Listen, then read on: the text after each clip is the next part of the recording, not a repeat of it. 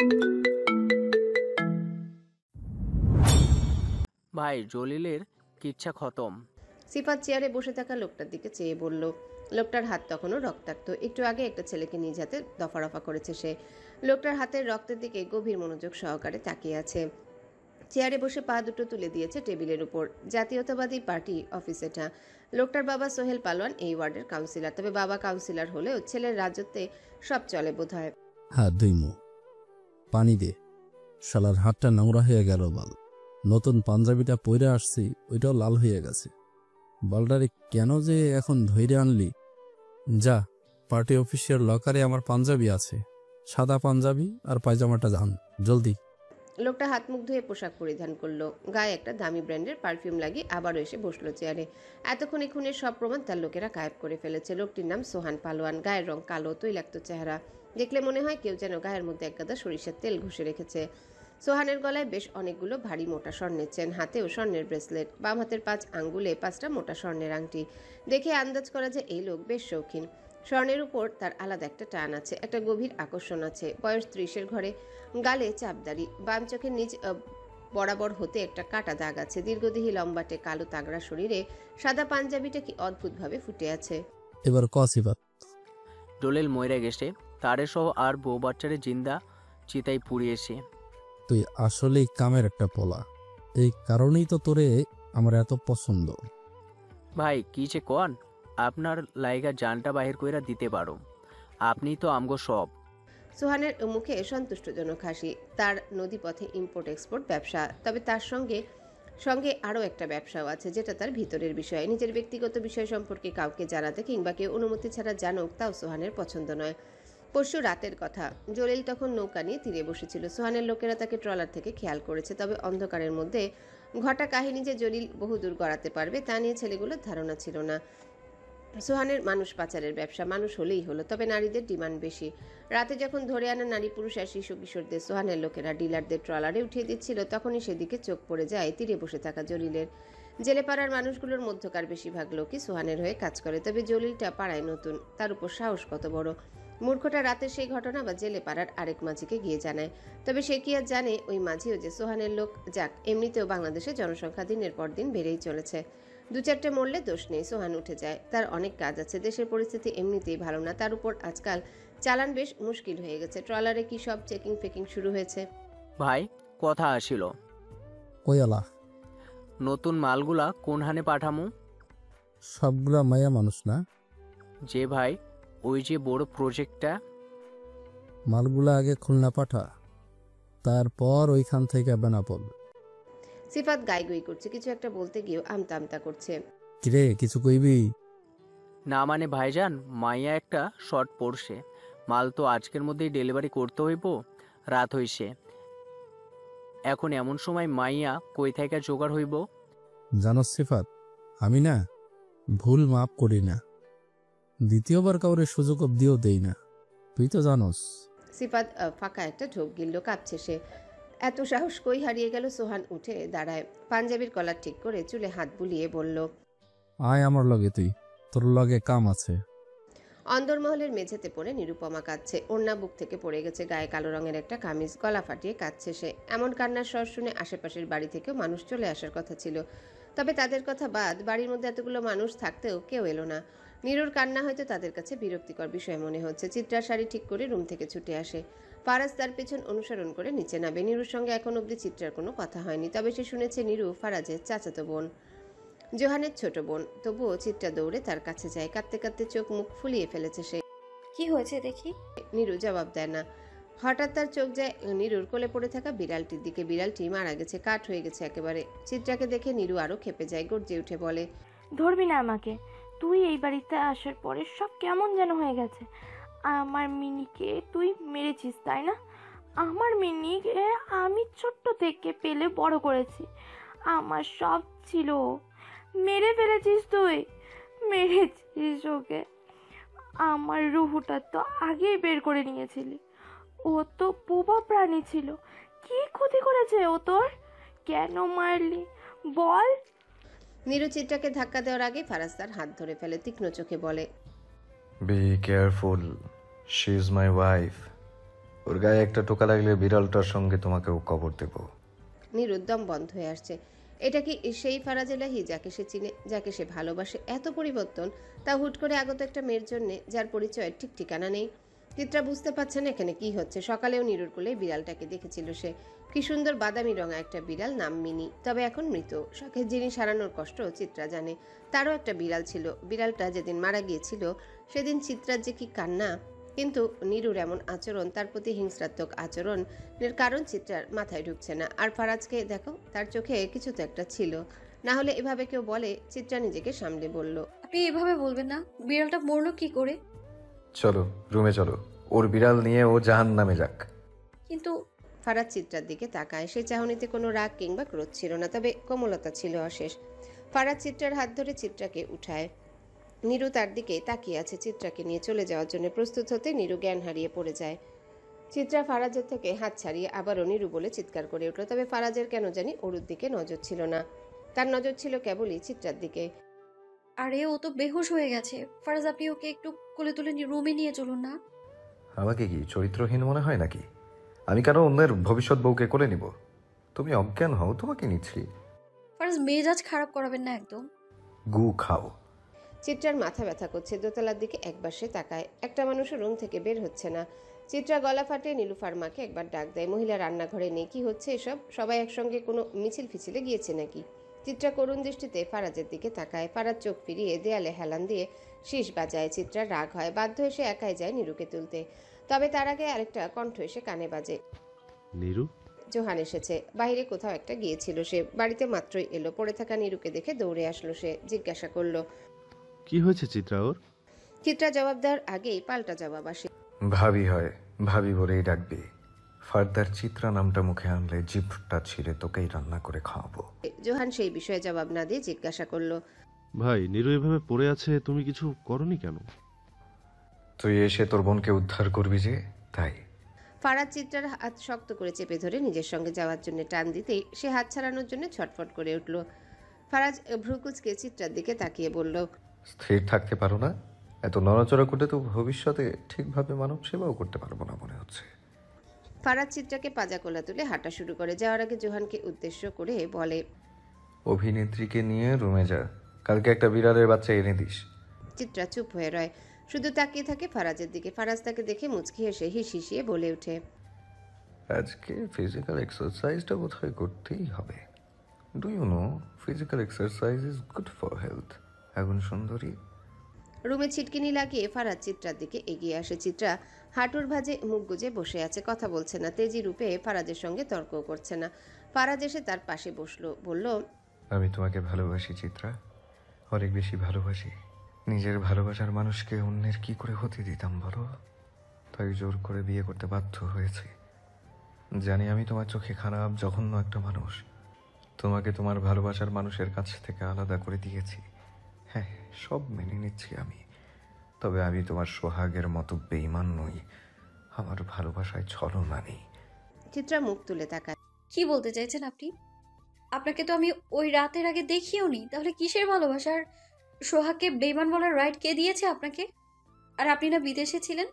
বিদেশে থাকা একটা ছেলে বাংলাদেশে একটা মেয়েকে ভালোবাসে, যেই মেয়ে তাকে চেনে না অবধি, তাও যেই মেয়ের কোনো মূল্য নেই, যে মেয়ে মামির হাতে মার খেতে খেতে শরীরে কালো দাগ বানিয়ে ফেলেছে, তাকে ফারাজ এলাহি ভালোবাসে। জানতে চাও? তাহলে শোনো, আজ থেকে আরো 3 বছর আগে তোমাকে দেখেছিলাম আমি। জরুরি একটা কাজে দেশে ফিরতে হয় আমাকে। কাজটা বাজিতপুরেই ছিল। সেদিন বাজিতপুরেই একটা আগুন সুন্দরী আমার নজর কাড়ে। বিদেশের সাদা চামড়াও যেই ফারাজের দৃষ্টি দখল করতে পারেনি, তার চিত্ত চেতনা দখল করে বসেছিল ওই যে মেরুন কামিজ পরা সেই চিত্রাঙ্গনা নামক মেয়েটি। তবে কাজ শেষে আমাকে তাড়াহুড়োয় আবারও ডেনমার্ক চলে যেতে হয়। তবে মন থেকে কিছুতেই তো তোমাকে মুছতে পারছিলাম না। বারবার চোখের সামনে সেই নারীর ছবি, বাড়ির সামনের গাছগুলোতে পানি দিচ্ছে মেয়েটা। সেদিন থেকেই তুমি আমার নজরে ছিলে। মনে মনে ঠিক করে রেখেছিলাম, বিয়ে করলে তোমাকেই করব। আমার তোমাকেই চাই। শুরু হয় তোমার উপর নজর রাখা। লোক লাগিয়েছিলাম নজর রাখার জন্য। তবে যখন জানতে পারি 1 বছরের মাথায় সোহাগের সঙ্গে তোমার সম্পর্ক শুরু, তখন যে কষ্টটা আমি পেয়েছিলাম তা তোমার কষ্টের কাছে নিতান্ত তুচ্ছ। চিত্রা আবারও অবাক হলো না, কারণ সে আগেই জানতো ফারাজ এলাহি সেদিন রাতে এমনিতেই তো আর বাড়িতে এসে উপস্থিত হয়নি। সোহাগকে বেইমান বলার কারণটা? বলতে খারাপ লাগছে, তুমি যেই সোহাগকে এত বিশ্বাস করতে ভালোবাসতে, সেই সোহাগই তলে তলে মিজান সাহেবের কাছে তোমাকে বিক্রি করে দিয়েছিল। মিজানের কাছে তোমার খবরটা সেই পৌঁছে দেয়। আরেকটা বিষয়, সোহাগ তোমাকে কখনো ভালোবাসেনি, কেবলই ফেলনা পুতুল ছিলে তুমি তার কাছে। সোহাগ অন্য কাউকে ভালোবাসে। মেয়ের পরিবার অনেক বড় লোক, শুক্রবার ওদের বিয়ে হবে। ফারাজ প্যান্টের পকেট থেকে একটা নিমন্ত্রণ বের করে চিত্রার হাতে দেয়। সোহাগের বিয়ের নিমন্ত্রণ পত্র। দ্রুতই আমরা তোমার মামার বাড়ি যাব। সোহাগকে তো আমার একটা বড়সড় ধন্যবাদ দেয়া বাকি। সে বাটপারি না করলে আমি তোমাকে কি করে পেতাম? আর মজার বিষয় হচ্ছে, মিজান সাহেবকে যখন আমার লোকেরা সোহাগের সঙ্গে দেখে, তখন থেকেই সন্দেহ আমার বেড়ে যায়। কারণ লোকটা কে এবং কি করে তা আমার ভালো মতোই জানা ছিল, তাই তার উদ্দেশ্য বুঝতে এলাহির সময় লাগেনি। চিত্রা ভ্রুকুচকে জিজ্ঞাসা করলো, আপনি কি করে জানলেন আমার বিয়ে মাঝরাতেই হবে? কারণ এই বিষয় তো আমি নিজেই জানতাম না। কারণ মিজান সাহেবের বিয়ের সাক্ষী হিসেবে যে লোক ছিল, সেও আমার লোক। তোমার বিষয়ে ওদের পরিকল্পনা জানা মাত্রই আমি এমার্জেন্সি ফ্লাইটে দেশে ফিরি। এয়ারপোর্ট থেকে সোজা তোমার কাছে যাই। এখনো প্রশ্ন বাকি আছে, থাকলে করতে পারো। তবে মনে রাখবে, বিগত 3 বছরে যারা ফারাজ এলাহির কলিজাটার দিকে নজর দিয়েছে, তাকে কষ্ট দিয়েছে, তাকে ফারাজ এলাহি কিছুতেই ক্ষমা করবে না। চরম শাস্তি পাবে এক একজন। রাত 10টা বাজে। নীলুর ছোট ভাই হাফিজ এখনো বাড়ি ফেরেনি। সাধারণত মাদ্রাসা শেষে মা নিজেই তাকে নিয়ে আসেন, কিন্তু আজ এলাহির বাড়িতে কাজে ব্যস্ত তিনি। রুমানা তাকে কি একটা কাজ দিয়েছে, ফিরতে দেরি হবে। রান্না শেষ করে কিছুক্ষণ অপেক্ষা করলো নীলু। মাও নেই, ভাইয়েরও কোনো খবর নেই। সময় যত গড়াচ্ছে তার ভেতরের অস্থিরতাও তত বাড়ছে। বাধ্য হয়ে হাতের পুরনো বাটন ফোনটা টর্চ জ্বালিয়ে বেরিয়ে পড়ল। পরনে কালো বোরখা। তাদের পাড়ায় দিনে লোকজন থাকলেও রাতে একেবারে ফাঁকা হয়ে যায়। বড় রাস্তা পার হয়ে সরু অন্ধকার পথটায় পা রাখতেই নীলুর গায়ে কেমন যেন শিহরণ খেলে গেল। মনে হলো কেউ তাকে অনুসরণ করছে। ঠিক পেছনে যেন কারো উপস্থিতি। পেছনে তাকানোর সাহস পেল না সে, বরং হাঁটার গতি বাড়িয়ে দিল। কিন্তু যত দ্রুত চলতে লাগলো, পিছনের অনুভূতিটাও ততটাই প্রবল হয়ে উঠল। বুকের ভেতর ধুকপুকানি বেড়ে গেল। হঠাৎই থমকে দাঁড়ালো নীলু। এভাবে ভয় পেয়ে দৌড়ালে চলবে না। এটা যদি তার কল্পনা হয়, তাহলে অযথা আতঙ্কিত হওয়ার দরকার নেই। কিন্তু যদি সত্যিই কেউ থাকে, সাহস সঞ্চয় করে ধীরে ধীরে পেছনে ফিরে টর্চের আলো তুলল সামনের দিকে। মুহূর্তেই তার শরীর জমে গেল। আলোয় ফুটে উঠল এক অচেনা ছায়ামূর্তি। গলা শুকিয়ে গেলেও নিজেকে সামলে নীলু জিজ্ঞাসা করলো, কেডা আপনি? নারী পুরুষের অর্ধাঙ্গ। মা বলেছেন, স্বামী যতই খারাপ হোক কখনো অসম্মান করবে না। স্বামী তোমার আসল অভিভাবক। মারলেও কাটলেও ভোগ করলেও সব মেনে নিতে হবে। নদী মায়ের কথা অক্ষরে অক্ষরে পালন করে এসেছে। রাত বিরাতে স্বামী বাইরে থাকে, ভোর হলে ক্লান্ত শরীর নিয়ে ফিরে সারাদিন ঘুমায়। মদ খায়, নারীদের দেখলে তার হুঁশ থাকে না। যখন ইচ্ছে গায়ে হাত তুলে, যখন ইচ্ছে তখন দখল নেয় তার শরীর। নদী সবকিছু মুখ বুঝে সহ্য করে, কারণ মা বলেছিলেন এটাই তোমার নিয়তি। এ বাড়িতে কষ্ট দেওয়া মানুষের অভাব নেই, কিন্তু সান্ত্বনা দেওয়ার কেউ নেই। নদীর বিয়ে হয়েছে 1 বছর হলো। এই 1 বছরে সে বুঝে গেছে এলাহিদের প্রাসাদ সম বাড়ির ভেতরে লুকানো গল্পগুলো কতখানি ভয়াবহ। যখন তার প্রস্তাব এসেছিল নদীর মধ্যবিত্ত পরিবার তখন বিস্মিত হয়েছিল। তারা ভাবেনি যে এত বড় ঘরের ছেলে তাদের দরিদ্র পরিবারের মেয়েকে বিয়ে করবে। নদীর বাবা দর্জি ছিলেন, সারা জীবন সুই সুতোর মধ্যে কাটিয়ে দিয়েছেন। গোটা পরিবারটাই কাপড় সেলাই করে জীবন চালাতো, পারিবারিক পেশা যাকে বলে। এসএসসির পর নদীর পড়াশোনা বন্ধ হয়ে যায়, কারণ সংসারে পেট চালানোর জন্য বইয়ের পাতা নয়, সুই সুতা ধরাই ছিল জরুরি। তবে এখন নদী জানে কেন এলাহিরা তাদের দরজায় এসেছিল। সে জানে কেবল একজন বউ নয়, একজন নির্বাক দাসী চেয়েছিল তারা। বিবাহিত জীবনের প্রথম রাতটায় কষ্টের দাগ এঁকে দিয়েছিল নদীর মনে। লাল বেনারসিতে সজ্জিত হয়ে গয়না সেজে অপেক্ষা করছিল সে। স্বপ্ন দেখেছিল নতুন জীবনের, কিন্তু সেই রাতেই সে বুঝে গিয়েছিল স্বপ্ন আর বাস্তবতার মাঝে বিস্তর ব্যবধান। রাজন সেই রাতে আসেনি, তার মুখ পর্যন্ত দেখা হয়নি নদীর। বিয়ের 1 সপ্তাহ পার না হতেই সে জানতে পারল রাজন বাসর রাতে তার পাশের ঘরেই ছিল, তবে তার পাশে নয়, অন্য কারো বাড়ির একজন কাজের মেয়ের সঙ্গে। মেয়েটিকে নদী একবার দেখেছিল, পরে আর কোনো খোঁজ পায়নি। এলাহিদের এই বাড়িতে কে কবে আসে, কে কবে হারিয়ে যায়, তার হিসাব কেউ রাখে না। রাজন দেখতে অসাধারণ। আল্লাহ যাকে দেয় তাকে সব দিক থেকে দেয়। মেয়েরা রাজনের টাকা চেহারা দেখে সঙ্গ দিতে রাজি হয়ে যায়, তবে সব মেয়েরা আবার এমন নয়। নদী এ বাড়ির বড় বউ হলেও বয়সে সে মোহনার থেকেও ছোট। রাজনের 4 নাম্বার স্ত্রী সে, তবে মোহনার মতো সুন্দর নয় সে মোহনার মতো শুদ্ধ করে কথা বলতে পারে না, সাজতে পারে না, স্টাইলও করতে পারে না। তার কাছে ফ্যাশন মানে ওই একটা শাড়ি পরা, হাতে মুঠো মুঠো চুড়ি, আর বড়জোর হাত পা দুটোকে আলতায় রাঙিয়ে চোখের নিচটা কাজল রেখায় মুড়িয়ে দেওয়া। রাজনের 4 নাম্বার স্ত্রী নদী। স্বামীকে কখনো জিজ্ঞাসা করার সাহস হয়নি আগের 3 জনের সঙ্গে কি হয়েছিল, তারা কি বেঁচে আছে নাকি মারা গেছে। নদী যে বাচ্চাটিকে 1 বছর ধরে পালছে তা নদীর 3 নাম্বার সতীনের মেয়ে, ছোট্ট একটা পুতুল বলা চলে। নুরি নিজের মেয়ের মতো করেই একে পালন করছে। নুরির কাছে থাকলেও দুঃখকেও সহনশীল মনে হয় নদীর, তবে মাঝে মাঝে খুব করে কাঁদতে ইচ্ছা হয়। আজ 1 বছর হলো পরিবারের কারোর সঙ্গে দেখা হয়নি, তার কথাও হয়নি। রাজন বিয়ের পরদিনই জানিয়ে দিয়েছিল যদি ওই বাড়ি যাও তাহলে এই বাড়িতে ভুলেও পা রাখবে না। বিয়ের দ্বিতীয় দিন স্বামীর বাড়ি থেকে পরিত্যাগ হলে সমাজ নদীকে কোন চোখে দেখত, তার বাবা মায়ের অবস্থা কেমন হতো। তবে রাজন 1 বছর ধরে নদীর পরিবারকে আর্থিকভাবে সাহায্য করছে। নদীর ছোট বোনের পড়ালেখার খরচ দিচ্ছে, ভাইটাকেও বিয়ে করিয়েছিল রাজন, একটা চাকরির ব্যবস্থাও সে করে দিয়েছিল। দেখা সাক্ষাৎ না হোক, তবে নদী জানে তার পরিবার সুখে আছে। যেই সুখটা নদী তাদের দিতে পারেনি তা রাজন দিচ্ছে। তাই কখনো নদীর সাহস হয়নি রাজনের বিরুদ্ধে যাওয়ার, আঙ্গুল তুলে তর্ক করার। এই বাড়ির নারীদের নীরবতাই আসল অস্ত্র। ভাবি আসবো? নদী ভালো করে শাড়ি দিয়ে শরীর ঢাকলো, মাথায় একটা ঘোমটা দিয়ে দরজার সামনে দাঁড়িয়ে থাকা চিত্রাকে উদ্দেশ্য করে বলল, আসো আসো, বাইরে কেন দাঁড়াই আসো? চিত্রা রুমে ঢুকে চারিপাশটা দেখলো। রুমটা একেবারে সাধারণভাবে সাজানো, ঘরের প্রতিটা আসবাবপত্র কাঠের তৈরি, তাতে আবার ডিজাইন করা, জমিদারি একটা ভাব আছে। চিত্রা বিছানার উপর গিয়ে বসলো, একবার ঘুমন্ত নুরির দিকে চেয়ে বলল, নুরি দেখতে একেবারে ভাইয়ার মতো হয়েছে, মাশাআল্লাহ, একটা পরী। নদী মেকি হাসলো, ব্যথায় গা এখনো জ্বলছে। নদীর অস্বস্তি লাগছে। ভাইয়া কোথায়? উনি তো কামে গেছে। রাতের বেলা? রাতেই তো তেনাকো সব কাম। রাতেই হাওরে জাল ফালাইব জেলেরা, ভোরে সেই মাছ আড়াইতে যাইব, আবার সেইখান থেকে কতখানে যাইব। তেনাগো সব ব্যবসা, তেনাগো তো সেইখানে থাকুন লাগবই, তাই না? চিত্রা জবাব দিল না, কিয়ৎক্ষণ থেমে বলল, অদ্ভুত কাজকর্ম, কিন্তু ফারাজ তো কাজে গেল না, বাড়িতেই তো আছে। নদী ভ্রু কুচকালো, প্রশ্ন করলো, যাই নাই?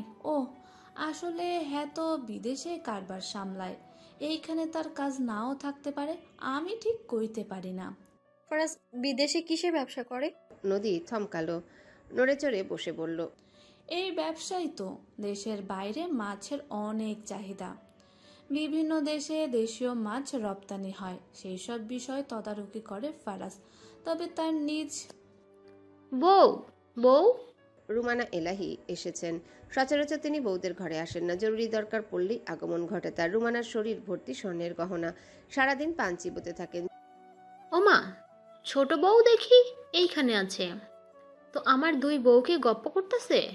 চিত্রা মাথায় ঠিক করে ঘোমটা টেনে নিয়ে জবাব দেয়, কিছু না মা, আমি তো নুরিকে দেখতে এসেছিলাম। আচ্ছা আপনারা থাকেন, কথা বলেন, আমার এমনিতেও ঘুম পাচ্ছে। চিত্রার কেন জানি মনে হচ্ছিল তার শাশুড়ি নদী ভাবির সঙ্গে জরুরি কোনো কথা বলতেই এই ঘরে এসেছেন। চেহারায় কেমন যেন একটা অস্থিরতা ছিল, তাই ইচ্ছে করে দুজনের মাঝ থেকে উঠে যায়। ফারাজ বাড়ির গ্যারেজে গেছে, গাড়িতে কি একটা নাকি ভুল করে রেখে এসেছে, সেটাই আনতে গিয়েছে। চিত্রা রুমে গিয়ে আয়নায় নিজেকে একবার দেখলো। সোহাগ তাকে এত বড় ধোকা দিল, কিন্তু চিত্রার কষ্ট হচ্ছে না কেন? চিত্রার মন এখন আর সোহাগের জন্য ব্যাকুল হচ্ছে না কেন? তবে কি একেই মানুষ ঘৃণা বলে? হয়তো সোহাগের প্রতি তৈরি হওয়া ঘৃণায় চোখের জল মাটিতে পড়তে দেয়নি। জীবনে একটা মানুষকে সে আপন ভেবেছিল, সেই লোকটাও তার সঙ্গে ছলনা করেছে। চিত্রার বাবা মাও তো তার সঙ্গে প্রতারণা করেছে, নিজেকে ওপারে বসে তামাশা দেখার জন্য তাকে ফেলে রেখে গিয়েছে। না জানি মৃত্যুর আগ পর্যন্ত তাকে আর কি কি সহ্য করতে হয়। চিত্রার হুট করে ফারাজের কথা মনে পড়ল। আচ্ছা, ফারাজ কি সত্যি তাকে ভালোবাসে? ভালোবাসে বলেই কি সে রাতের সর্বনাশ হতে রক্ষা করেছে তাকে? আচ্ছা, এক দেখায় আদৌ কি ভালোবাসা হয়? চিত্রা গায়ে শাড়িটার দিকে তাকায়। এটাকে কি রং বলে? Peach colour? বিয়ের আগে কখনো শাড়ি পরেনি সে। শাড়ি সামলানো যুদ্ধ করার চেয়েও কঠিন, কখন কার সামনে খুলে যায়, ছি কি লজ্জা। চিত্রার গায়ের রং ফর্সা, আলাদা করে সাজসজ্জার প্রয়োজন নেই, সাজেও না সে। চিত্রার চুলে খোপা করা ছিল, কপালের সামনে ছড়িয়ে ছিটিয়ে পড়ে থাকা চুলগুলোকে সে হাত দিয়ে ঠিক করে। হঠাৎ শীতল দুটো হাত পিছন থেকে তাকে জড়িয়ে ধরল। আগুন সুন্দরী। এলাচির মিষ্টি একটা গন্ধ নাকে আসছে চিত্রার। এই গন্ধ বোধহয় 100 হাত দূর থেকেও পাওয়া যাবে, অনেক স্ট্রং একটা গন্ধ। ফারাজ পেছন থেকে কি একটা যেন চিত্রার গলায় পরিয়ে দেয়। চিত্রা আয়নার দিকে তাকায়। একটা নেকলেস, চিকন একটা নেকলেস, ছোট্ট একটা হার্ট আকৃতির লকেট। তোমার গায়ের রঙের সঙ্গে স্বর্ণের রংটা মানানসই। দেখো যে সুন্দরী, কি অপূর্ব লাগছে। তোমার গলায় যাওয়া মাত্রই স্বর্ণের সৌন্দর্য বেড়ে গেছে। চিত্রা পেছনে ঘুরে ফারাজের দিকে তাকায়। ছেলেদের সবচেয়ে আকর্ষণীয় জিনিস কোনটা? ফারাজকে দেখলো চিত্রা, লোকটার সবকিছুই তো আকর্ষণীয়। আমাকে এটা কেন দিলেন? আমার বউকে আমি দিয়েছি, তাতে তোমাকে কৈফিয়ত দিতে হবে নাকি? আপনার বউকে? ফারাজ চিত্রাকে আয়নার দিকে ইশারা করলো। চিত্রা আয়নার দিকে তাকিয়ে নিজেকে দেখলো। ওই যে আগুন সুন্দরীটাকে দেখছো না, ওটা আমার বউ। জানি দেখে অনেক হিংসে হচ্ছে, নজরও দিতে পারো, তবে সমস্যা নেই। বউকে আমি নজর কাটার মন্ত্র পড়ে ফুদিয়ে দিয়েছি। আপনার ভেতরে এত বেহায়াপনা কোথা থেকে আসছে জানতে পারি? আসে মানে? 30 বছর ধরে সব যত্ন করে তুলে রেখেছি, শুধুমাত্র বউকে উজাড় করে দিব বলে। ছাড়ুন তো। চিত্রা বিছানার দিকে যেতে নিলে ফারাজ তাকে আবারও নিজের কাছে টেনে বলে, ধরেছি কি ছাড়ার জন্য? ধরেছি সারা জীবন আগলে রাখার জন্য, আর মৃত্যু ভালোবাসার জন্য। আচ্ছা, আপনার লজ্জা নেই কেন বলুন তো? একটু লজ্জা করতে শিখুন। লজ্জা? ওটা আবার কি? হার্বিক জাতীয় কিছু নাকি? ওসব তো বাথরুমে থাকে, আমার মধ্যে কেন থাকবে? কোন দিক থেকে আমাকে বাথরুম মনে হয়, ছোট লোক বউ? মজা করছেন?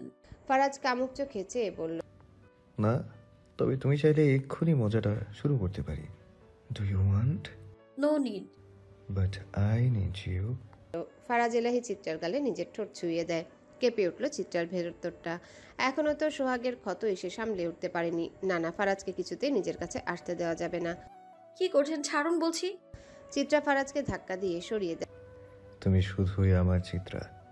কখনো যদি আমার থেকে দূরে যাওয়ার চিন্তা মাথায় আনো, তবে খোদার কসম জবাই করবো তোমাকে। নিশ্চয়ই তুমি আমার হাতে জবাই হতে চাও না?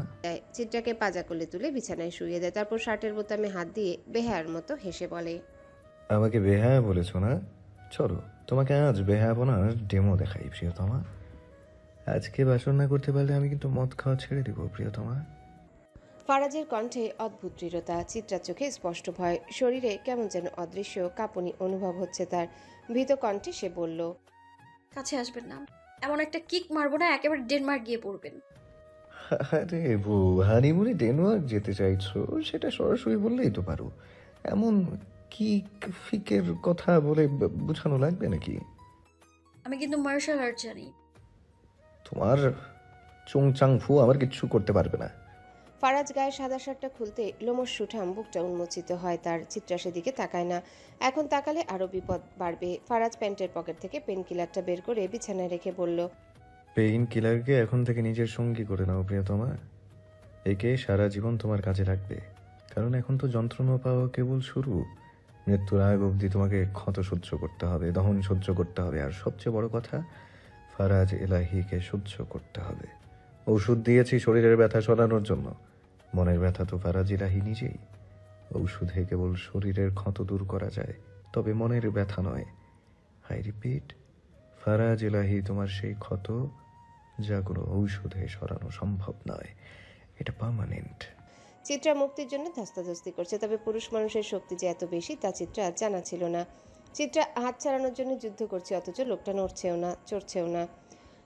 কিন্তু ফারাজের এক হাতে সে একেবারে বন্দি। কি সুন্দরভাবে এক হাত ব্যবহার করে তার দুই হাতকে নিজের আয়ত্তে রেখেছে লোকটা। উফ, তুমি বেশি নড়ো। চিত্রা এবার সহ্য না করতে পেরে গর্জে উঠল। দেখুন, আমার কাছে আসলে আপনাকে আমি খুন করবো একদম। চিত্রার চোখের উপর চুলগুলো ছড়িয়ে ছিটিয়ে রয়েছে। ফারাজ চিত্রার গালে হাত বুলিয়ে চুলগুলো চোখের উপর থেকে সরিয়ে বলল, লিখবো তোমার হাতে আমি আমার মরণ। ফারাজ, ধরলাম না, ছুঁইলাম না, তবুও চিৎকার। ও মাই গড। ফারাজ কথা না বাড়িয়ে চিত্রার কপালে একটা আলতো চুমু বুলিয়ে দেয়। আক্রমণ নেই সেখানে, কেবল সবটা জুড়ে আছে মাতাল করা তৃষ্ণা। চিত্রা পাথর হয়ে যায়। আচ্ছা, সে এমন করছেই বা কেন? হুট করে চিত্রা কেমন স্তব্ধ হতে দেখে ফারাজ নিজেও কিছুটা ভ্রু কুচকায়। হঠাৎ চিত্রা কি ভেবে টলমল চোখে বলে উঠল, ছুবেন না আমায়, আমি সোহাগকে ভালোবাসি। ফারাজ মুখ তুলে একবার চিত্রার দিকে তাকালো। তার চোখে আগুন জ্বলে উঠল। চেহারার দীপ্তি মুহূর্তে ম্লান হয়ে গেল। দাঁতে দাঁত পিষে চিত্রার গাল চেপে ধরল সে। আঙ্গুল গভীরভাবে ঢুকে গেছে কোমল গালের মধ্যিখানে। তুই শুধু আমার, তোকে কেবল আমি স্পর্শ করব। তোর মুখ দিয়ে কেবল ফারাজ ইলাহির নাম বের হবে, বলে দিচ্ছি। সোহাগের কবর করতে আমাকে বাধ্য করিস না। ফারাজ সবটুকু রাগ আর হিংস্রতা নিয়ে বিলীন হয়ে গেল চিত্রার মাঝে। মেজাজ গরম হওয়ার জন্য তার একটা কথাই যথেষ্ট। চিত্রা সেই একটা কথা বলে সবটা নষ্ট করে দিয়েছে। এখন 30 বছরের হিংস্র ক্ষুধার্ত সিংহের হাতে মরতে তো তাকে হবেই। চিত্রার চোখ দিয়ে অশ্রু গড়িয়ে পড়ছে, তবে এর শেষে আর সে বাধা দেয়নি। ফারাজ এলাহি যে তার স্বামী, তার জীবনের বৈধ পুরুষ, তবুও ফুল চোখের পানি ফুরাচ্ছে না। ফারাজের সেদিকে কোনো খেয়াল নেই, খেয়াল থাকবেই বা কেন? শিকারি কি তার শিকার কখনো ছেড়ে দেয়? শিকারির মনে মায়া থাকতে নেই। মায়া থাকলে পেট চলবে কেমন করে? ট্রলারের কাঠের পাটাতনে বসে গরম চায়ের কাপে ঠোঁট ছোয়ালো সোহান। সরওয়ালা মালাই চা। আকাশটা আজ মেঘাচ্ছন্ন, চারিপাশে গুমোট এক অন্ধকার। আকাশের গায়ে ঝুলছে ভারী কালো মেঘ। বৃষ্টি নামার অপেক্ষায় পুরো প্রকৃতি থ মেরে গেছে। বাতাসে ভেজা লবণাক্ত গন্ধ। দুরন্ত হাওয়ায় সোহানের পাতলা চুলগুলো এলোমেলো হয়ে উঠছে। শরীরে সাদা ফতুয়া লুঙ্গি। উদ্ভাসিত চেহারার মাঝে লুকিয়ে আছে অদৃশ্য আলোড়ন। সোহানের চোখের মনি কুচকুচে কালো, যেখানে নিষ্ঠুরতার পাশাপাশি খানিকটা মায়াও বিদ্যমান। সোহান মনোযোগ দিয়ে চায়ের কাপ থেকে আঙ্গুলের ডগায় শর তুলে শুরুত করে মুখে পুরে দিল, তারপর ছপছপ শব্দ তুলে খেতে লাগলো। খানিক সাদা তরল তার সিগারেটে ঝলসে যাওয়া ঠোঁটের দুধার বেয়ে দরদর করে নেমে আসতে লাগলো। বিষয়টা সোহানের কাছে গ্রাহ্য পেল না। আবারও গ্লাসে আঙ্গুল ডুবিয়ে শর তুলে বিচ্ছিরি শব্দ করে খেতে লাগলো সে। দৃশ্যটা কেমন যেন গা গিনগিনে। হাতের উল্টো পিঠে মুখ মুছে নিয়ে সেই হাত আবার জিভ দিয়ে চাটতে লাগলো সোহান। চোরা হাসিতে ঠোঁট বাঁকা হয়ে উঠল তার, চোখ দুটো সরু হয়ে এলো, যেন সামনে কাঁপতে থাকা লোকটার প্রতিটি ধুকধুকানির প্রতিটা শ্বাস সে গুনতে পারছে।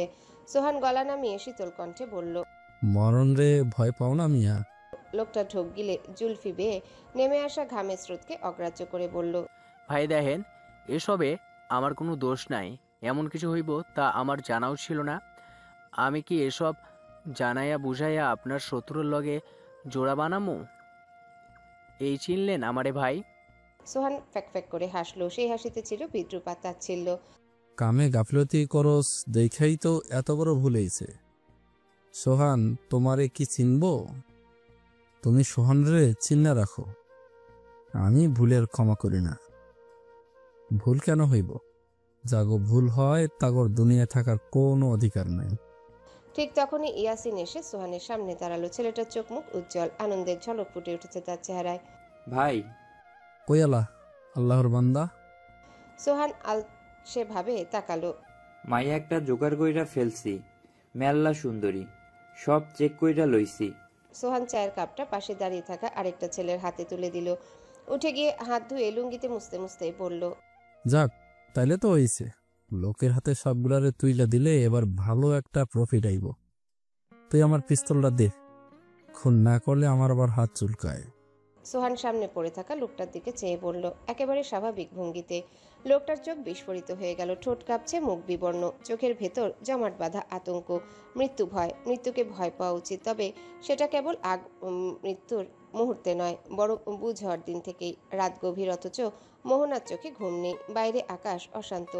রোশান পাশেই ঘুমিয়ে, নগ্ন বুকে তার নিঃশ্বাস ওঠানামায় স্থির নির্লিপ্ত। মোহনা নিঃশব্দে তার শরীর ছুঁয়ে দেয়, আঙ্গুল বুলায় বুকে জন্মানো ঘন পশমের মাঝে। রোশান আজকে আর কাজে যায়নি, শরীর তার ভালো লাগছিল না। রোশানের যে নারী দোষ খুব একটা আছে তাও নয়, তবে একেবারে যে নেই তা বললেও ভুল হবে। এই বাড়ির কোনো পুরুষ আবার ধোয়া তুলসী পাতা?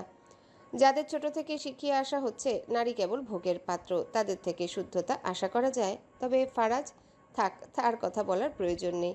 আদৌ কি সে এলাহি বাড়ির কেউ? এলাহিদের রক্ত কি তার ধমনীর মধ্যে প্রবাহিত?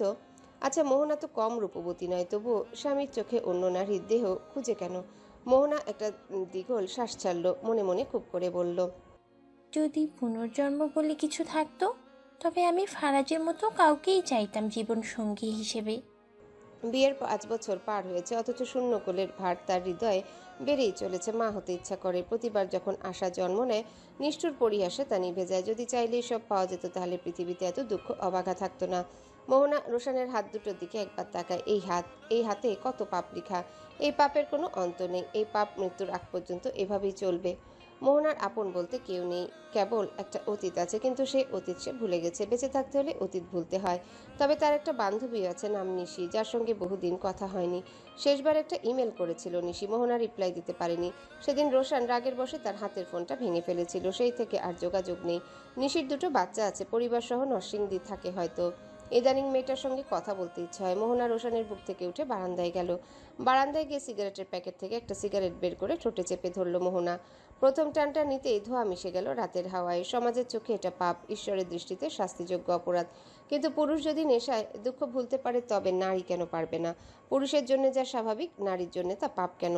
খোলা বাতাসে কিছুক্ষণ দাঁড়িয়ে থাকে সে। কোকড়ানো চুল পিঠ ছুঁয়ে আছে, নীল জর্জের শাড়ির ভাঁজে ফর্সা শরীরের রেখাগুলো স্পষ্ট। হাতের সিগারেটটা ফেলে একটা দীর্ঘশ্বাস ছাড়ল সে। রুমে এসে আয়নার সামনে গিয়ে দাঁড়ালো। কপাল থেকে টিপটা খুলে আয়নার গায়ে সেটে দিল। তারপর ঠোঁটে গাঢ় মেরুন রঙের লিপস্টিক ছোঁয়ালো। আচ্ছা, কত তারিখ? ক্যালেন্ডারের পাতায় চোখ বুলিয়ে দেখলো মোহনা। 27/3/2022। মোহনা বাঁকা হাসলো, তারপর দেরি না করে গোসলে চলে গেল। গোসলের আগে কেন জানি তার গাঢ় করে লিপস্টিক দিতে খুব ইচ্ছে করে বিধা এসে দেয়। নিজেকে আর কত বেঁধে রাখবে? রাত 2টা পেরিয়ে গেছে, বাইরে ঝড়ের দাপট, প্রকৃতির অস্থির রাগ প্রকাশ করছে। উত্তরের জানালাটা খোলা, বাতাসের ঝাপটায় সেটা বারবার দেয়ালে আঘাত করে ঝনঝন করে শব্দ তুলছে। একটা কাঁপন ধরিয়ে দেওয়া অসহ্যকর শব্দ।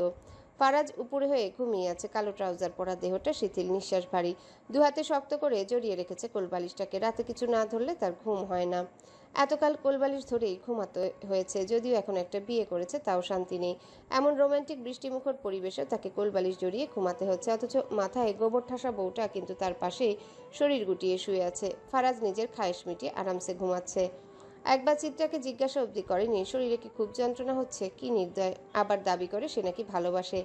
ভালোবাসা শব্দটাকে চিত্রার ইদানিং সবচেয়ে সস্তা বলে মনে হয়।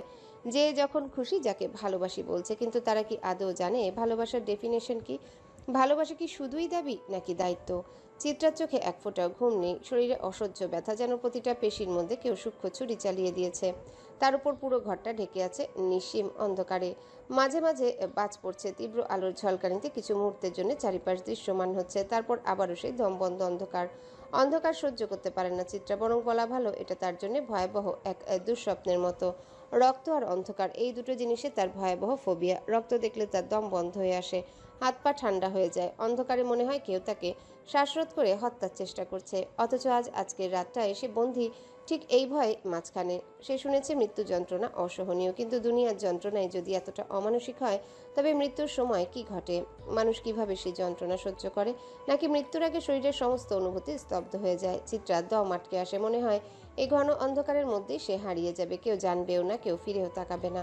চিত্রা ধীরে ধীরে উঠে বসলো। অন্ধকারে কিছুই স্পষ্ট নয়, কেবল জানালার ওপারে বয়ে যাওয়া অশুভ এক পরিবেশ চোখে ভাসছে চিত্রার। ঝমঝম বৃষ্টি পড়ছে, তার সঙ্গে মিশে আছে অচেনা এক ক্ষুধার্ত প্রাণীর ডাক। ঘর জুড়ে একটা থমথমে আতঙ্ক, ঠিক অলক্ষ্যে কারো উপস্থিতির মতো। ওয়াশরুমে যাওয়া দরকার, কিন্তু একা একা অন্ধকারে কি করে যাবে সে? সুবিশাল একটা রুম, ওয়াশরুমটা রুমের একেবারে শেষ দিকে। অন্ধকারে একা এতটা পথ কি করে যাবে, তাও এমন ভয়ানক গা ছমছমে শ্বাসরুদ্ধকর একটা পরিস্থিতিতে?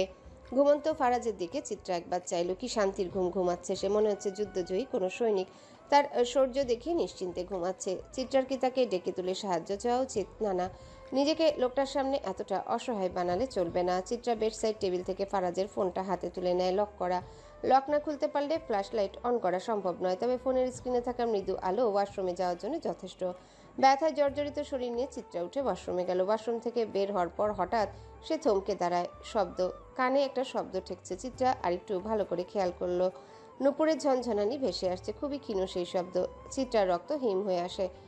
এত রাতে নিস্তব্ধতার মধ্যে নুপুরের শব্দ। চিত্রার মনে হুট করে কৌতূহল জাগলো। কৌতূহল তার শরীরের ভেতর একটা বিষের মতো ছড়িয়ে পড়লো। শরীরের শাড়ি ঠিকঠাক করে হাতের ফোনটা নিয়ে রুম থেকে এক পা দুপা করে বেরিয়ে এলো।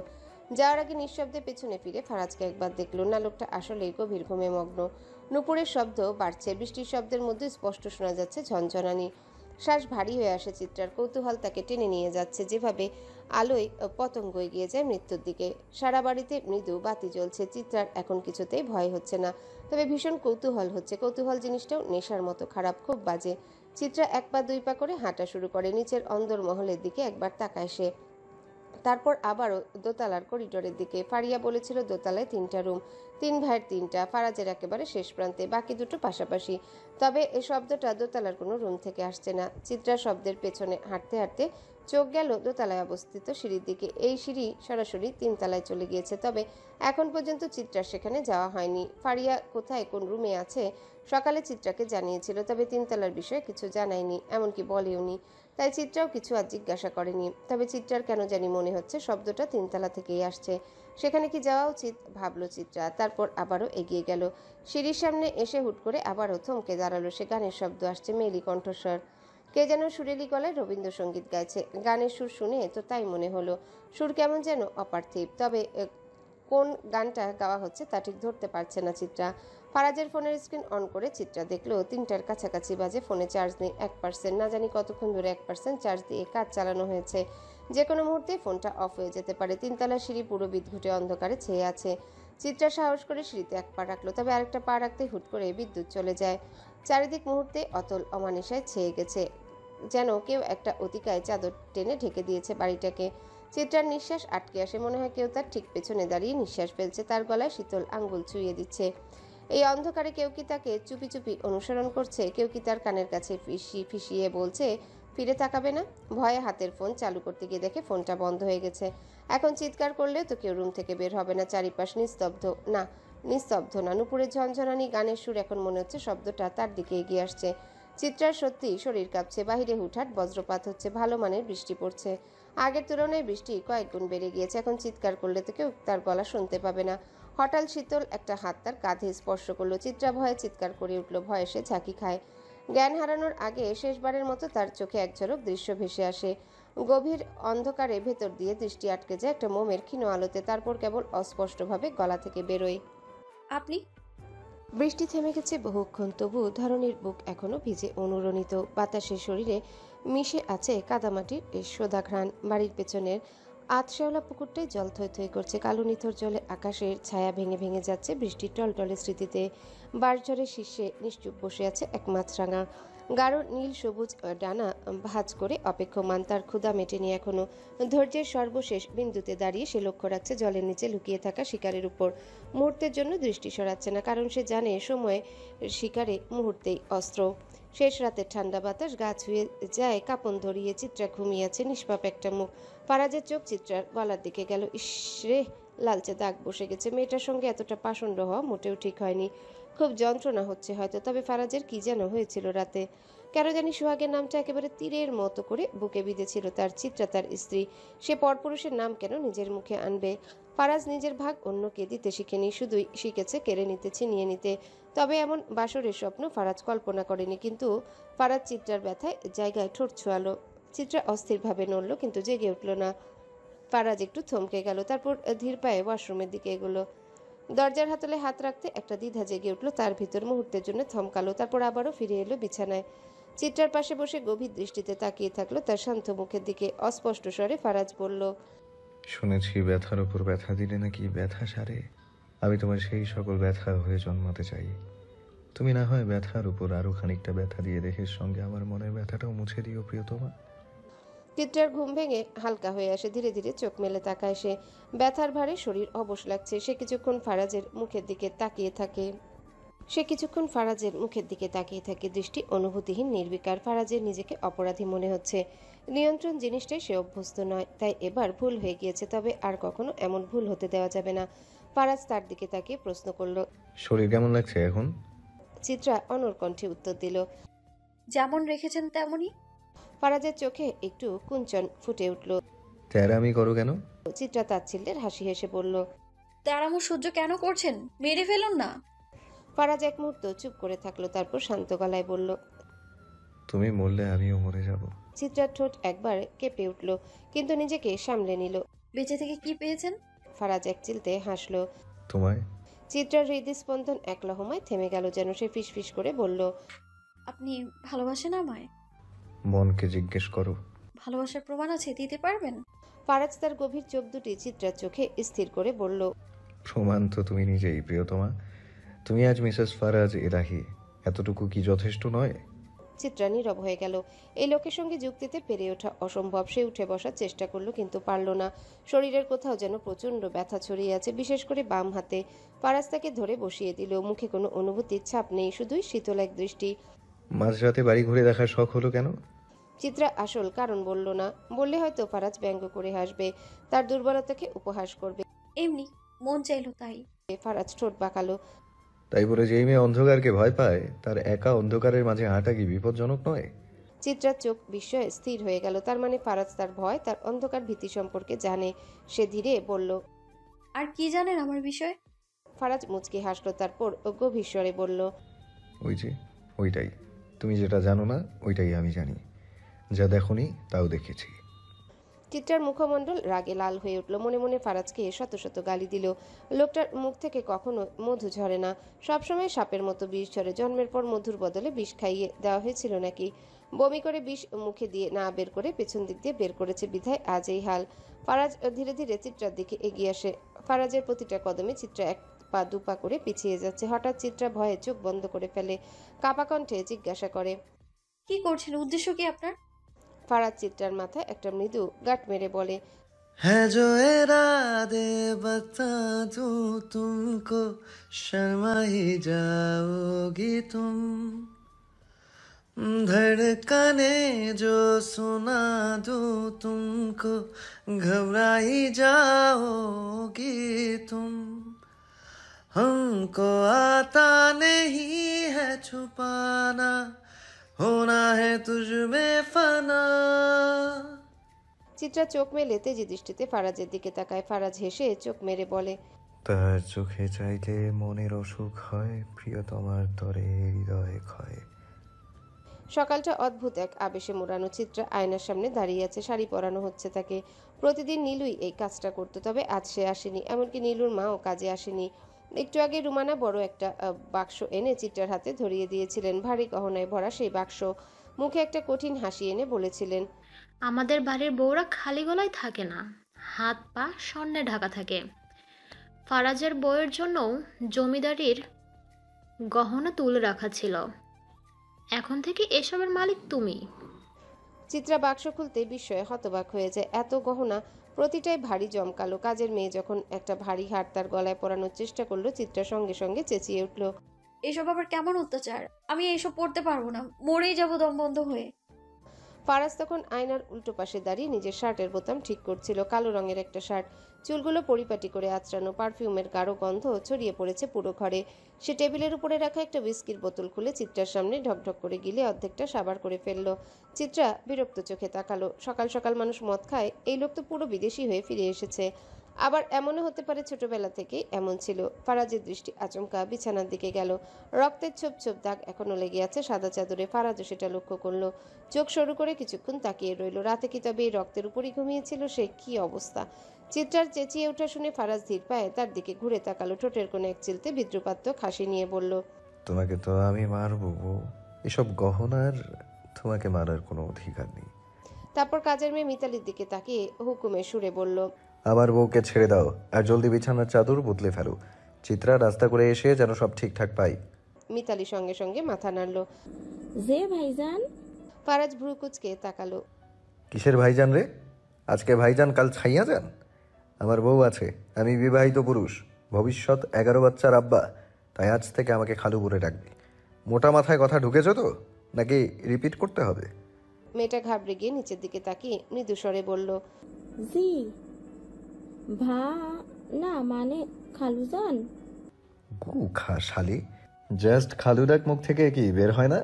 জান লাগাতে হবে কেন? I am only my wife's. Dining টেবিলে সাজানো সকালের নাস্তা। বাড়ির বউরা স্বামীদের পাশে দাঁড়িয়ে আছে, তবে চিত্রা ব্যতিক্রম। ফারাজ তাকে জোর করে নিজের পাশে বসিয়েছে। শাশুড়ি একবার সরু চোখে চিত্রার দিকে তাকালেন। মনের ভিতর কোথাও অসন্তোষ জমে আছে, হয়তো গহনা না পড়ার কারণে। টেবিলে পুরুষ বলতে রোশান বসে আছে। সুলেমান সাহেব এখনই চলে আসবেন। রাজন ও জোহান ভোরে ফিরেছে, তারা উঠবে সোজা সন্ধ্যায়। চিত্রা খাবারের দিকে তাকালো। এই কয়জনের জন্য এত আয়োজন? বড়লোকদের বড়লোকি কারবার। সুলেমান টেবিলে বসতেই চিত্রা সালাম দিল। জিজ্ঞাসা করলো, আব্বু কেমন আছেন আপনি? সুলেমান স্নিগ্ধ হেসে বললেন, তোমাকে দোয়ায় ভালো আছি আলহামদুলিল্লাহ। তো বাড়িতে কেমন লাগতেছে? মন বসছে তো? চিত্রা মৃদু মাথা দোলালো। ফারাজ তখনও স্থির চুপচাপ। রোশান বলল, আজকে একটা জরুরি কাজ আছে কিন্তু। ফারাজ কোনো উত্তর দিল না। নদী তার সামনে খাবার রাখতে গেলে বলে উঠল, উপস ভাবি, আমি ডায়েটে আছি।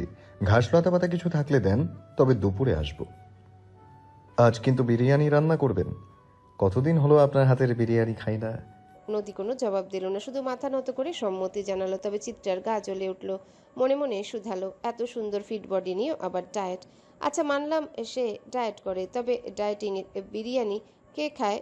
সবাই খাচ্ছে, তবে সবার সামনে তার খেতে লজ্জা করছে। চিত্রা কাচুমাচু করছে। ফারাজ লক্ষ্য করলো সে চিত্রার পাউরুটি থেকে মোটা অংশটা ছাড়াতে ছাড়াতে বলল, জলদি খাও, খেয়ে শক্তি কামাও। দুপুরে এসেই পরিমাপ করব কতখানি শক্তি বেড়েছে। চিত্রা নিচের দিকে তাকিয়ে রয়, ভীষণ লজ্জা করছে তার। ফারাজ চিত্রার লজ্জা ভাঙাতে সকলের সামনে গালে একটা চুমু খায়। এত দ্রুত এমন ঝড় চলে আসবে বিষয়টা চিত্রা বুঝে উঠতে পারেনি। চিত্রার লজ্জা জর্জরিত চোখে সকলের দিকে তাকায়, কারো কোনো ভ্রুক্ষেপ নেই, সবাই যার যার মতো করে খাচ্ছে। তবুও চিত্রার মন চাইছে হাতের কাঁটা চামচটা ফারাজের গলায় বসিয়ে দিতে। সুলেমান গ্লাসের দিকে হাত বাড়িয়ে বললেন, মোহনা একটু পানি দাও।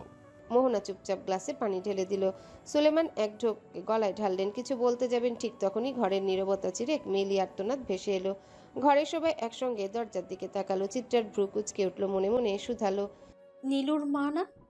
নীলুর মা বিলাপ করে কাঁদছেন। সারা রাত কেটে গেল, নীলুর কোনো খোঁজ নেই। কোথায় গেল তার মেয়ে? ভয় আর উৎকণ্ঠায় দিশেহারা হয়ে তিনি সোজা চলে এসেছেন সুলেমান এলাহির কাছে। চেয়ারম্যান মানুষ, ক্ষমতার প্রভাব দুটোই আছে। যদি কেউ নীলুকে খুঁজে বের করতে পারে তবে তিনিই পারবেন। চেয়ারম্যান বসার ঘরে চাপা উত্তেজনা। রোশান পরোটা দিয়ে মাংসের কালাভুনা মুখে পুড়ছে। অন্যদিকে মোহনা পাশে দাঁড়িয়ে নীরবে খাবার এগিয়ে দিচ্ছে, কোনো কথা বলছে না, শুধু পরিবেশনে ব্যস্ত। ফারিয়া আর নীরু তবে মাত্রই এসে উপস্থিত হয়েছে। এতক্ষণ রান্নাঘরে ছিল তারা। রুমানা স্বামীর প্লেটে আরেকটা গমের রুটি দিতে দিতে বলল, কাইন্দ না নীলুর মা, নীলু ভালা মাইয়া আসে হয়তো কোথাও, ফিরে আসবো। চিত্রার মন কেমন অস্থির হয়ে উঠছে। কালই তো সে নীলুকে দেখেছিল, আর আজ রাত পেরোতেই উধাও। কিশোরগঞ্জে মানুষ গুমের ঘটনা বেড়ে চলেছে, অথচ পুলিশ নীরব দর্শক, কেউ কিছু করছে না, কেউ কিছু বলছেও না। চিত্রার মনে প্রশ্ন জাগিয়ে নীলুর কিছু হয়ে যায়নি তো? নীলুর মাকে জিজ্ঞাসা করতে ইচ্ছা করছিল, কিন্তু সে দ্বিধায় পড়ে যায়। সে তো এইবারই নতুন বউ, হুট করে প্রশ্ন করলে কে কি ভাববে, তাই ইচ্ছা থাকলেও কিছু বলতে পারেনি সে। সুলেমান এলাহি নীলুর মাকে আশ্বাস দেন তিনি খোঁজ নেবেন। কথায় ভরসা রেখে নীলুর মা কান্না ভেজা চোখে ফিরে যান বাড়ির দিকে। কিন্তু সুলেমানের মনে শান্তি নেই। একের পর এক অপরাধের অভিযোগ এসে তার দরজায় হাজির হচ্ছে, অথচ পরিস্থিতির উন্নতি নেই। অপরাধের পাল্লা ভারী হচ্ছে প্রতিদিন। তবে সুলেমান ইলাহি এখনও বিশ্বাস হারাননি, এত সহজে তিনি হাল ছাড়বেন না। কিছু একটা করতেই হবে দ্রুতই, এভাবে আর চলতে দেওয়া যায় না। তোমার কিছু লাগবে ফারাজ ভাই? কি সব সালাদ খাচ্ছ? নীরু কৌতূহল ভরা কণ্ঠে প্রশ্ন করলো। ফারাজ ভ্রু কুচকে তার দিকে তাকায়, বলে, হাওয়া লাগবে, দূরে যা, হাওয়া আসতে দে। এমনিতেই আমার বউ হচ্ছে আগুন সুন্দরী, তার পাশে বসলে আমার ভেতরের টেম্পারেচার অটোমেটিক বেড়ে যায়। চিত্রা লজ্জায় নিচের দিকে তাকিয়ে আছে। নীরু ফারাজের কথা হজম করতে পারল না। সে মুখটা ভেঙচি কেটে চিত্রার দিকে তাকালো। গলার লালচে দাগগুলোর দিকে চোখ গেল নীরুর। ভেতরটা একেবারে জ্বলে পড়ে যাচ্ছে। ফারাজ এক চামচ সালাদ মুখে নিয়ে নির্বিকার ভঙ্গিতে চিবোতে চিবোতে বলল, পোড়া পোড়া গন্ধ পাচ্ছি। হ্যাঁ আব্বা, ফায়ার সার্ভিসকে কল করেন। নীরু লজ্জায় আর এক মুহূর্ত দাঁড়াতে পারল না, তড়িঘড়ি করে রান্নাঘরের দিকে চলে গেল। খাবার টেবিলে বসে থাকা সবাই একে অপরের দিকে চাইল, যদিও রোশান বাদে। ফারাজের কথার আসল মানে কেউই ঠিক বুঝে উঠতে পারেনি। সুলেমান এলাহি চিন্তিত গলায় জিজ্ঞাসা করলেন। ফারাজ চোখের পলক না ফেলেই বলে, আবিয়াত্তাগুলোর মন আব্বা, জলদি বাড়ির আবিয়াত্তাগুলোকে নিকাহ করিয়ে দেন। সুলেমান ইলাহির হাতের গ্লাসটা প্রায় পড়ে যাওয়ার উপক্রম। তীব্র কাশিতে গলা শুকিয়ে আসে তার। এই ছেলের মুখের ভাষার বন্দুকের গুলি সমান। একটা বের হলে জীবন কেড়ে নেয়, আর অন্যটা বের হলে ইজ্জত। দুপুরের কাঠফাটা রোদ, রাতের বৃষ্টি স্নিগ্ধতা এখন আর নেই। গরম আরো বেড়েছে মনে হচ্ছে। মাদ্রাসার ছাত্রীরা সড়ক অবরোধ করে আন্দোলন করছে, রাস্তায় জাম জট লেগে গেছে। ফারাজকে জলদি ফ্যাক্টরিতে যেতে হবে, তবে অনেক কাজ জমে আছে। এলাহিদের ফিশ প্রসেসিং ফ্যাক্টরি আছে, সেখানে ধরা মাছ প্রসেস করা থেকে শুরু করে মাছ পরিষ্কার করা, কাটিং, ফ্রিজিং, প্যাকেজিং ইত্যাদি সব একত্রে করা হয়। তাছাড়া মাছকে বাজারজাত করার উপযোগী করে রপ্তানির জন্য প্রস্তুত করা হয়। ফ্যাক্টরির পাশে অবস্থিত 3 তলা বিশিষ্ট বিল্ডিংটাকে এলাহিদের অফিস কার্যালয় কিংবা প্রশাসনিক ভবনও বলা চলে। প্রশাসনিক কার্যালয়ে রোশান, রাজন, ফারাজ সকলেরই আলাদা চেম্বার আছে। তবে ফারাজের চেম্বার বেশিরভাগ সময় খালি থাকে। প্রধান কারণ তার দেশে আসা খুব একটা হয় না। তবে এবার তার হুট করে দেশে আসার বিষয়ে কারো কিছু জানা নেই, জিজ্ঞাসা করার সাহসও নেই কারো। ফারাজ হাত ঘড়িটির দিকে একবার তাকায়। অফিসে আজকে নতুন একটা কাস্টমার আসবে, তার সঙ্গে ডিল করতে হবে। লেট হলে কি করে চলবে? অভ্র, তুই গিয়ে একটু দেখে আয় তো, বাহিরে কার বাপ মরেছে। অভ্র ফারাজের সহচর বলা চলে। তার প্রতিটা কাজের খবর অভ্র জানা আছে। অভ্র ছেলেটার গায়ের রং শ্যামলা, তবে অদ্ভুত সুন্দর দেখতে। ফারাজের সব কাজ তদারকি করে সে। ফারাজ আবদার করলে হয়তো জানটা বের করে হাতে ধরিয়ে দেওয়ার মতো সাহস তার আছে। অভ্র ফারাজের কথা শুনে গাড়ি থেকে বের হয়ে যায়। খানিকক্ষণ বাদে ফিরে এসে ফারাজকে জানায় বাহিরে আন্দোলন হচ্ছে। মাদ্রাসা ছাত্রীকে গণধর্ষণ করে হত্যা করা হয়েছে, তাতেই সবাই আন্দোলন করছে, হত্যাকারীর শাস্তি দাবি করছে। ফারাজ ফোনে গেমস খেলছিল, নির্বিকারভাবে জিজ্ঞাসা করলো, কাদের কাজই সব বলতো? আর কাদের হবে ভাই? সোয়ান ফালোয়ানের লোকদেরই কাজ। বালগুলোর ভেতরে যে এত নষ্টামি কই থেকে আসে? আসলে কি আর বলবো বল, ভেড়া মানুষের শরীরে কৃমি আছে, হুটহাট কৃমি নাড়া দেয় আর চুলকানি শুরু হয়। যাই হোক, তুই গিয়ে রাস্তা খালি করা। অভ্র একটু চুপ থেকে বলল। ভাই আপনিও তো বেডা মানুষ। ফারাজ ফোনের থেকে চোখ সরিয়ে অভ্রর দিকে তাকালো, কপাল কুঁচকে জবাব দিল। আমার শিরায় তো আবার চুলকানি নাই যে মেয়ে মানুষ দেখলেই কুরকুরানি শুরু হয়ে যাবে। আমি এক জায়গায় ঠিক থাকার মানুষ, ভণ্ডামি করলে এক জায়গাতেই করব। 12 ঘাটের পানি খাওয়া পাবলিক এই ফারাজ এলাহি নয়, বুঝেছো কুদ্দুসের বাপ? অভ্র জবাব না দিয়ে গাড়ি থেকে বের হতে নিলেই ফারাজ পেছন থেকে তাকে আরেকবার ডাক দেয়, হেসে বলে, অফিসের কাজ শেষ হলে আজকে একটু তোদের নষ্টামি কমিয়ে দিয়ে আসবো। শালার অনেকদিন ধরে ঝামেলা করি না, কি বোরিং একটা জীবন। লাইফে একটু বিনোদন না থাকলে কি চলে? সারা বাড়ি ঘুরে ক্লান্ত হয়ে চিত্রা নিজের রুমে এসে বসে। এই বাড়িতে করার মতো কাজ নেই, তাই সময় ফুরায় না। 4 দেয়ালের ভিতর কাটাতে কাটাতে তার দম বন্ধ হয়ে আসছে। বাইরে গিয়ে একটু হাওয়া খাওয়ার খুব ইচ্ছে যাচ্ছে মনে। চিত্রার মাথায় হঠাৎ ফারিয়ার কথা আসে। মেয়েটার স্বামী নাকি এই বাড়িতে থাকে, তবে এখন অবধি তার সঙ্গে দেখা হয়নি চিত্রার। আর জোহানের বাবা, তার সঙ্গে তো এখনো কথা হলো না, যদিও জোহানের সঙ্গেও কথা হয়নি। চিত্রা ধীর পায়ে উঠে দাঁড়ায়, আঁচলটা ভালো করে গুছিয়ে নেয়। তারপর 1 পা 2 পা করে ফারিয়ার রুমের দিকে এগিয়ে যায়। ফারিয়ার রুমটার সঙ্গে নদী আর মোহনার রুম। নদীর রুমটা মাঝে পড়েছে আর ফারিয়া এবং মোহনারটা দুপাশে। ফারিয়ার রুমের দরজা খোলা, নুরির সঙ্গে খেলছে সে। চিত্রা নুরিটাকে শুরু থেকেই এসে দেখেছে। ফারিয়ার সঙ্গ খুব পছন্দ করে মেয়েটা, একই রক্ত সম্পর্কে ফুপু বলে কথা। চিত্রা রুমে ঢুকতেই তাকে দেখে ফারিয়া উচ্ছ্বসিত হয়ে উঠে, হেসে বলে, ভাবি আপনি আসেন আসেন, এখানে বসেন। আসলে রুমটা গোছানো হয় নাই, তাই কিছু মনে করবেন না। চিত্রা খাটে গিয়ে বসে মৃদু স্বরে বলে, একা একা ভালো লাগছিল না, তাই তোমার কাছে চলে আসলাম। আপনার যখন ইচ্ছে তখনই চলে আসতে পারেন, আন্তরিক কণ্ঠে বলল ফারিয়া। চিত্রার দৃষ্টি আচমকা পড়ে টেবিলের উপর রাখা অ্যালবামের দিকে। ফারিয়ার বিয়ের ছবি, উজ্জ্বল শাড়ি আর সাজে তাকে অপূর্ব লাগছে। পাশে শেরওয়ানি পরা একজন যুবক, বয়স খুব বেশি নয়, গায়ের রং শ্যামলা। তুমি অনেক সুন্দর ফারিয়া। ফারিয়া একটু লজ্জা পেল, পরক্ষণে লজ্জা ভেঙে বলল। মৃদু লজ্জায় ফারিয়া চোখ নামিয়ে আনে, তারপর বলল, আপনার থেকে বেশি না। চিত্রা হেসে বলে, এবারে সবাই সুন্দর, পুরুষ হোক কিংবা নারী। পুরুষ মানুষের বেশি সুন্দর হওয়ার দরকার পড়ে না, তবে নারীদের সৌন্দর্য হচ্ছে তাদের অস্ত্র। যার সৌন্দর্য যত বেশি, তার ক্ষমতা তত বেশি। ফারিয়া মৃদু হাসে। চিত্রা একটু চুপ থেকে বলে, তা অবশ্য জানি, পুরুষ বাঁচে অর্থে আর নারী বাঁচে সৌন্দর্যে। একটু থেমে এসে আবারও বলে, বাইরে যাবে? আমার এখনো বাড়ির আশপাশটা দেখা হয়নি। ফারিয়ার চোখ আনন্দে ঝলমল করে ওঠে। লম্বা সুঠাম গরম তার, ভাইয়ের থেকেও বেশি সুন্দর যেন। ভেতরের কোথাও একটা চঞ্চলতা আছে যা প্রকাশ করতে চেয়েও যেন পারে না। নুরিকে কোলে তুলে নেয় চিত্রা। এত মায়াবী এই ছোট্ট প্রাণটা, তারও তো এমন একটা মেয়ে শিশুর শখ। কিন্তু বাচ্চার কথা মনে পড়তে ফারাজের মুখ ভেসে ওঠে চোখের সামনে। বাচ্চার বাবা কি হবে? ফারাজ এলাহি। এলাহি বাড়ির চারিপাশে বাগান, সামনের দিকে ফুলের বাগান, তবে পেছনে ফল ফলাদি সহ নানা রকম গাছের আস্তানা। বিশাল প্রাচীর ঘেরা জমিদার বাড়ি, বাইরে থেকে রীতিমতো পুরনো জমিদারি রীতির ছাপ, অথচ ভেতরে আধুনিকতার ছোঁয়া। বাড়ির সামনের অংশে একটা ফোয়ারা আছে, বাড়ির পশ্চিম পাশে আরেকটা পুকুর আছে, শান বাঁধানো পুকুর ঘাট। যেই পুকুরে যত্নে আলাদা লোকও আছে। তাহলে বাড়ির পেছনে থাকা পুকুরটা কি দোষ করেছে?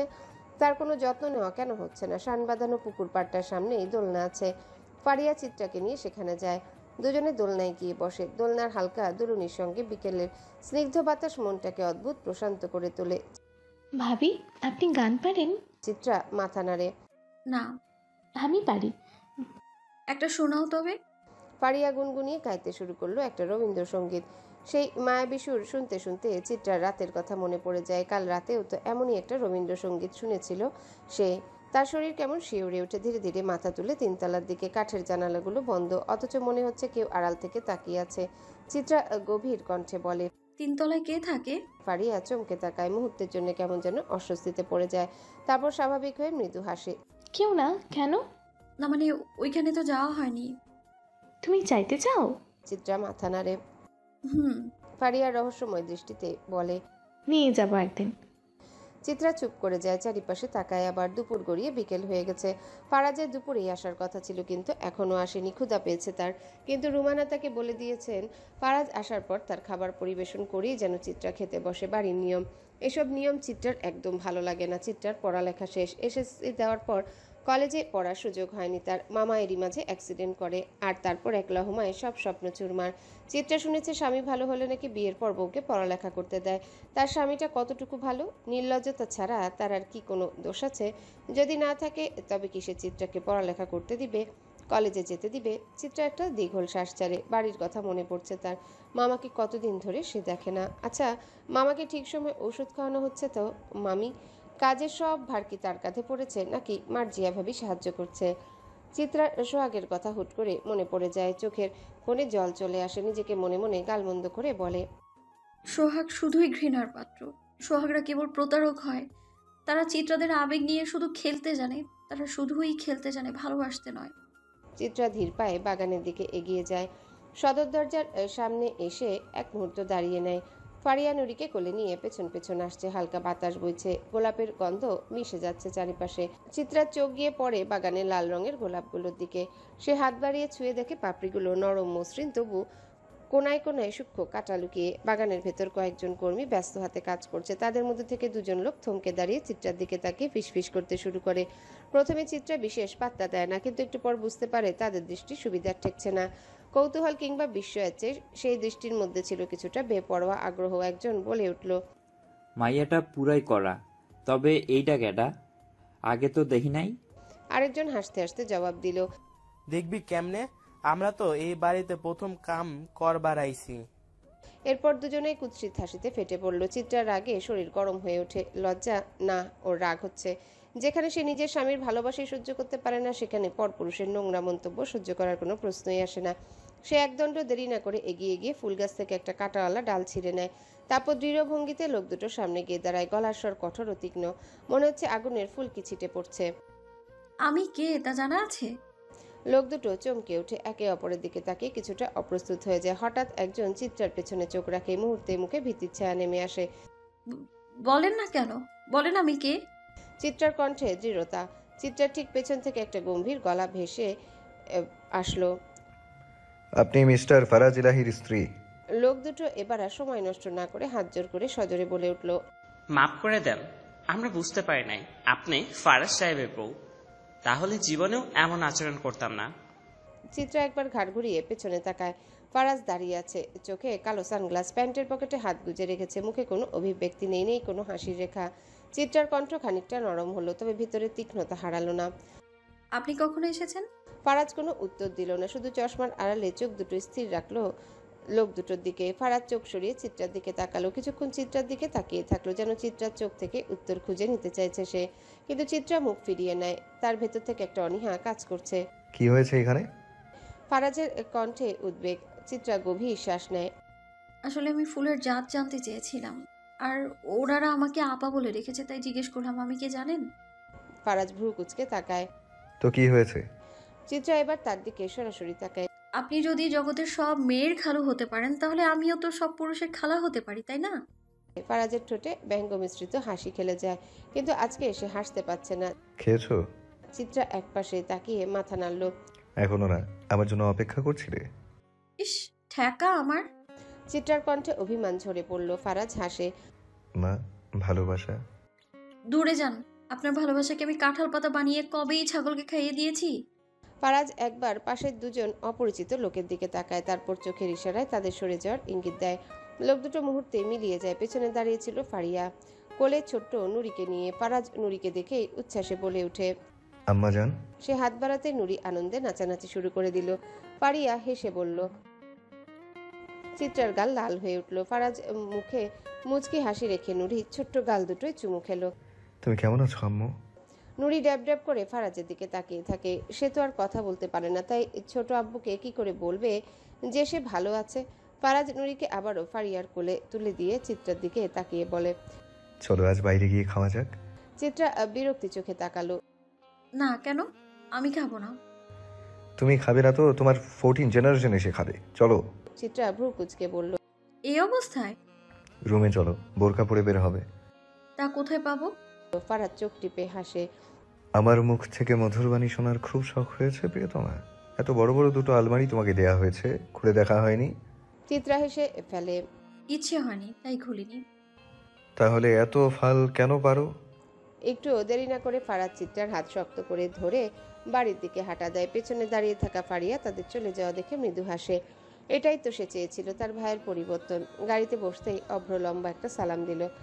আসসালামু আলাইকুম ভাবি। চিত্রা কিছুটা অবোধ ভঙ্গিতে জবাব দিল। ওয়ালাইকুম আসসালাম। ফারাজ ভ্রু কুঁচকে তাকিয়ে বলল, কিরে, স্বামী স্ত্রীর মাঝে তুই আবার কি করছিস? অভ্র ঠোঁটের কোণে হাসি ঝুলিয়ে উত্তর দিল, নিরাপত্তা দিতে। ফারাজ কিছু একটা বলতে যাচ্ছিল, কিন্তু তার আগে চিত্রা কৌতূহলী হয়ে ফারাজকে জিজ্ঞাসা করলো, উনি আবার কে? ফারাজ এবার গর্বিত ভঙ্গিতে উত্তর দিল, আমার জানের জিগার, আমরা এক হৃৎপিণ্ডের দুই অংশ। চিত্রা এক পলক অভ্রের দিকে তাকিয়ে নিকাবের নিচে মুখ ভেঙচি কেটে বলল, তাহলে ভাই জলদি একটা সার্জারি করিয়ে আলাদা হয়ে যান। ওনার যা হৃৎপিণ্ড, তাতে মনে হয় না একসঙ্গে থাকলে বেশি দিন বাঁচতে পারবেন। আকাশের গায়ে ধূসর মেঘের ভারী চাদর, যেন সূর্যের আলোকে গিলে খেতে চাইছে। বাতাসের ভেতরে একটা ভেজা গন্ধ, দূর থেকে ভেসে আসা কর্দমাক্ত মাটির ঘ্রাণ। গুমোট হয়ে আছে চারিদিক, গরম আর আর্দ্রতার ভারে দম বন্ধ লাগছে। সড়কের উপরে ছুটে চলা গাড়িগুলোর হেডলাইট কেমন যেন ফ্যাকাশে দেখাচ্ছে। ফুটপাত ধরে হাঁটা মানুষগুলোর মুখে বিরক্তি, চোখে তারা, যেন তারা জানে আর কিছুক্ষণ পরে আকাশ ফেটে ঝরবে বৃষ্টি। ধুলোর ছোট ছোট ঝড় উঠছে পথের ধারে, কাগজের টুকরোগুলো পাক্ষে উড়ে যাচ্ছে অজানা গন্তব্যে। গলির মোড়ে জটলা পাকানো চায়ের দোকানগুলোর সামনে ধোঁয়া উঠছে উষ্ণ কাপে, অথচ বাতাসের চাপে সেই ধোঁয়াও যেন টিকতে পারছে না। হঠাৎ বাতাসের একটা ঝাঁপ এসে ছুঁয়ে যায়। সবার মনে একটাই প্রশ্ন, বৃষ্টি নামবে তো, নাকি এভাবে ঝুলেই থাকবে আকাশ? হোটেল এক্সের 5 তলার ভিআইপি লাউঞ্জ, মৃদু সোনালি আলোয় চারিপাশ নরম হয়ে এসেছে। খাবার খাচ্ছে চিত্রা। খাওয়ার সময় তার কথা বলতে ইচ্ছা করে না। খাওয়া জিনিসটা তার কাছে প্যাশন, একটা আরাধ্য। এর চেয়ে গুরুত্ব সে অন্য কিছুকে দিতে পারেনি, আর পারবেও না। ফারাজ তার পাশেই বসে আছে। আজকেও ঘাসলতা অর্ডার দিতে যাচ্ছিল, তবে চিত্রা ওয়েটারকে ধমকে 2টো কাচ্চি অর্ডার করে। ফারাজ কোনো আপত্তি করলো না, শুধু চুপচাপ তাকিয়ে রইল। ফারাজের একটা লোকমা চিত্রার 4 লোকমার সমান। ফারাজের খাওয়ার ধরন দেখে চিত্রা অবাক হয়। শেষবার কলিজা ভুনা দিয়ে ভাত খাওয়ার সময় এভাবে খেতে দেখেছিল সে ফারাজকে। সেদিন যেমন ক্ষুধার্ত খাচ্ছিল, আজকেও তেমনটাই দেখাচ্ছে। মনে হচ্ছে কোনো গুরুত্বপূর্ণ কাজ সেরে এসেছে। চিত্রা খুঁটিয়ে খুঁটিয়ে একটা এলাচ বের করে ফারাজের সামনে ধরে বলে, কাচির মধ্যে এলাচ আর চিত্রার জীবনে এলাচি সাহেব, দুটোই একই সমস্যা, একই জাতের। তাহলে সমস্যার সমাধান কি? চিত্রা এলাচটা ফেলতে নিয়ে ফারাজ তার হাত ধরে ফেলে। চিত্রার হাত থেকে এলাচটা মুখে পুড়ে নিয়ে চিবুতে চিবুতে বলল, সমস্যার একটাই সমাধান, খেয়ে ফেলো, গিলে ফেলো। এলাচকে গিলে ফেলো আর ফারাজকে ভালোবাসা দিয়ে একেবারে খেয়ে ফেলো। চিত্রা চারিপাশে একবার তাকায়। ভাগ্যিস এই ফ্লোরটা তার বড়লোক স্বামী পুরো বুকিং করেছিল, তা না হলে তো লজ্জায় মাথা কাটা যেত। পার্কিং লটে চিত্রা দাঁড়িয়ে আছে। ফারাজ আর অভ্র আলাদা এক ভাবে কি একটা বিষয় নিয়ে কথা বলছে। চিত্রাকে ফারাজ গাড়িতে বসিয়ে দিয়ে গেছিল, তবে চিত্রা পার্কিং লটের পাশে একটা ফুচকা বিক্রেতাকে দেখে জলদি বেরিয়ে আসে।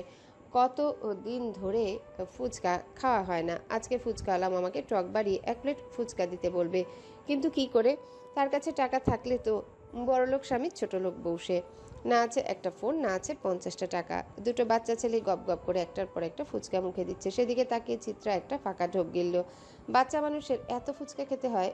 ওদের মা বাবা শিখায়নি এসব যে অস্বাস্থ্যকর খাবার? চিত্রা আর চোখে একবার ফারাজের দিকে তাকায়। ফারাজ তখনও কপাল কুচকে কী সব কথা বলছে। মনে তো হচ্ছে খুব রেগে আছে, নাকি অতিরিক্ত কাচ্চি খেয়ে জাতির খালুর পেট ছুটেছে। চিত্রা একটা শ্বাস নেয়, তারপর পা টিপে টিপে বাচ্চা দুটোর সামনে গিয়ে দাঁড়ায়। একবার আকাশের দিকে তাকায়, যে কোনো মুহূর্তে বৃষ্টি নামবে। চিত্রা ফায়াজের দিকে আরেকবার তাকিয়ে নিজের পেটের দিকে তাকায়। একটু আগে 1 প্লেট খাসির কাচ্চি সাবার করেছে সে, কিন্তু তাতে কি? ফুচকার জন্য পেটের অর্ধেকটা এখনো ফাঁকা। চিত্রাকে দেখে ফুচকাওয়ালা মামা আন্তরিক স্বরে বলল, কি লাগবে আপা? চিত্রা ইতস্তত করলো, তারপর মৃদু হেসে বলল, না কিছু না।